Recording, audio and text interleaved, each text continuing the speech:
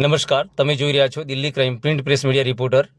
Gujarat state Sabarkantha જિલ્લા ખેડબ્રહ્માથી 3 kilometre દૂર અત્યારે સવારે 5 થી 6 વાગ્યાના ગાળાની અંદર એક બહુ જ મોટું એક્સિડન્ટ થયું છે. એ એક્સિડન્ટની અંદર ઘણા બધા માણસો ઘાયલ થયા છે. એક આઈસરની પાછળ એક ટ્રાઇવેસ ઘૂસી ગઈ છે અને ઘણા બધા લોકો ઘાયલ થયા છે. ઘાયલોને 108 દ્વારા તાત્કાલિક હોસ્પિટલમાં પહોંચાડવામાં આવ્યા છે. 112ની ટીમની સતત મહેનત અને તેમની દેખરેખ હેઠળ કામગીરી કરી અને ખૂબ જ અભિનંદનપાત્ર કામગીરી કરી છે. પણ છતાં એક બાબતનું દુઃખ છે અહીંયા કે જે પીડબ્લ્યુડી દ્વારા રોડ સેફ્ટી ડિવાઈડર લગાવવા જોઈએ, જે લગાવેલા નથી, જેના કારણે અહીંયા જે નીચે રેમ્પ બનાવેલી છે એ રેમ્પના આગળ બ્રેક મારતા પાછળની ગાડી અંદર ઘૂસી જાય છે અને આવા એક્સિડન્ટો થતા હોય છે.